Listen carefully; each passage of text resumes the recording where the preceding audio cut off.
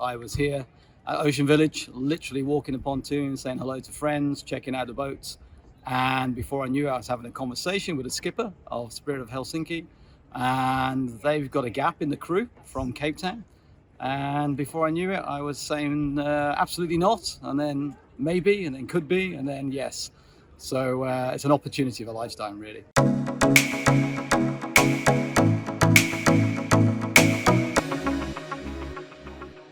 Practical Boat Owner is here with Ian Herbert-Jones, who is taking part in the Ocean Globe Race on board Spirit of Helsinki. He's also, as many of you will remember, one of the 2022 Golden Globe race entrants who sadly lost his boat Puffin in the Southern Atlantic after a dismasting. Ian, why have you decided to take part in the Ocean Globe Race? That is a very good question. Well, I had 3 days notice, so it seemed like a reasonable amount of time to prepare for a round the world sailing race.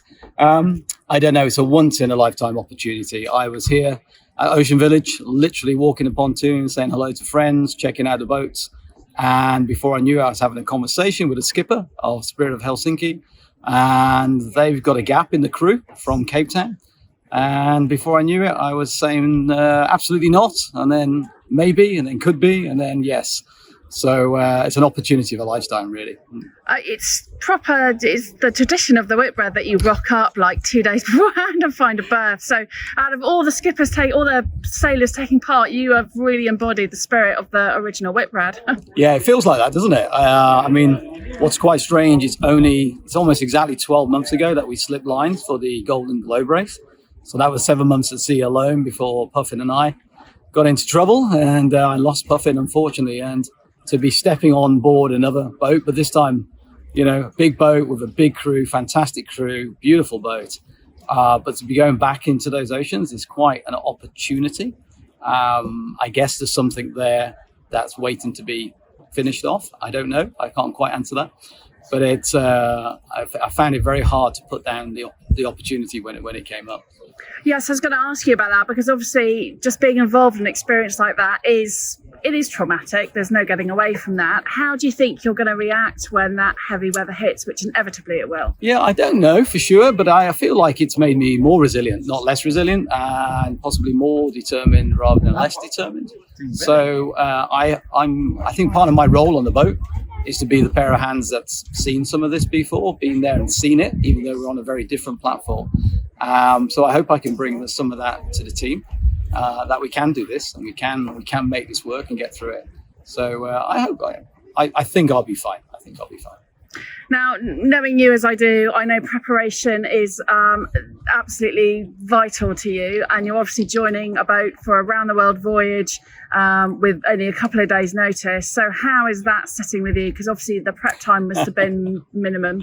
So there's two parts to that. One, Spirit of Helsinki is a fantastically prepared boat. And to be honest, Katy, I don't think I even would have considered it if she wasn't so excellently well prepared. So I love all of that. On a personal level, I've had 3 days. So that doesn't sit too good, actually, because I like things squared away, as you know, and maybe I'm not quite as squared away as I would like to be. But nevertheless, we'll slip lines and we'll work the rest out there. Have you actually managed to go sailing with the crew yet? Not at all. No. So you've not sailed the boat at all? Not even sailed the boat. Wow. So this is classic Whitbread stuff. So I've literally walked down a pontoon with my bag and stepped on board. So tomorrow we'll tell. There's a great sailing crew in place.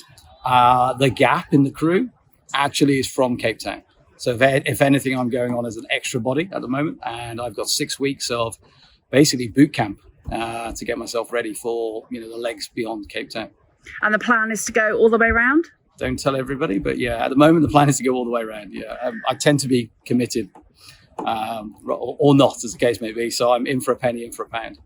I mean, you've been around the world before with the Clipper race, so I guess your experience will be vital for the crew members who haven't done that. I hope it's useful, because that's big boat, big crew, disparate crews from all over the place with a lot of training required. So first thing is to get me up to speed, but I hope that Clipper experience will transfer very nicely, particularly when it comes to, basically, we've all got to stay safe. Right, so we've got a great team of racers, an amazing race boat to go around the world on, but we have to keep everybody safe. And the one thing the Clipper is very good at is driving this safety culture.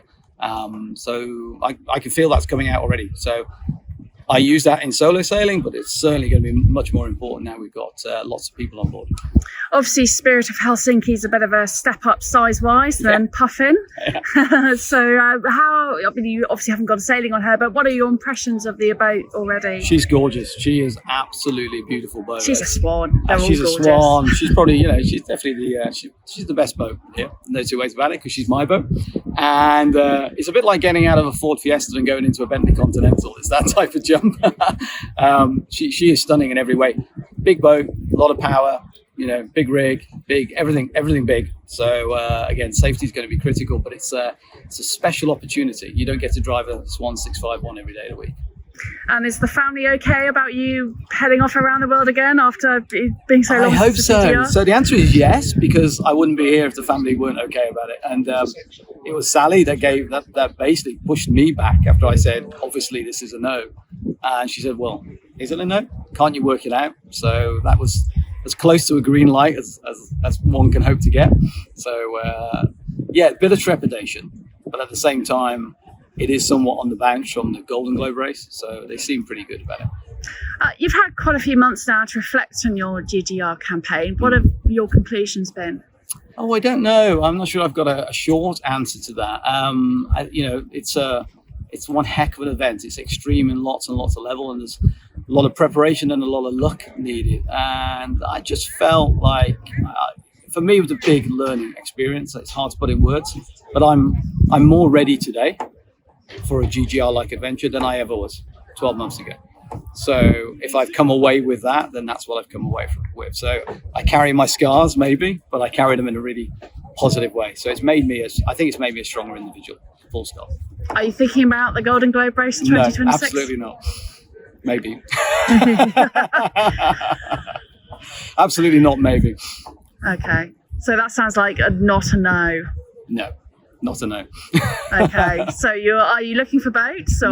No. I think what I'd want to do is find a partner this time, right at the beginning, right at the outset. And when you've done something once, the preparation, let's say, becomes easier the second time. Not the race. It'll just be as hard for anyone that does that next time. But I could certainly start preparing next year or even the year after and still make an entry, I feel. But it would need to be with a partner up front this time. And what are you most looking forward to about the Ocean Globe race? Oh, wow. Well, I think getting offshore again. It's been a few months. So actually just being out, offshore is definitely the first thing. I know that's going to be great. And I'm looking forward to seeing the South again in this sort of different position with the crew and the big boat. So many things. Yeah. It'll be very different than doing it solo, won't it? Yeah. I mean, the fact that you're sharing with what's happening with people all the time, and that was a big hole for me in the Golden Globe race. No one apart from myself to talk to. So I'm looking forward to sharing the experience as we go along. I feel like that's going to be great. Ian Herbert-Jones, good luck, and I hope it goes well. Thank you very much. Thank you.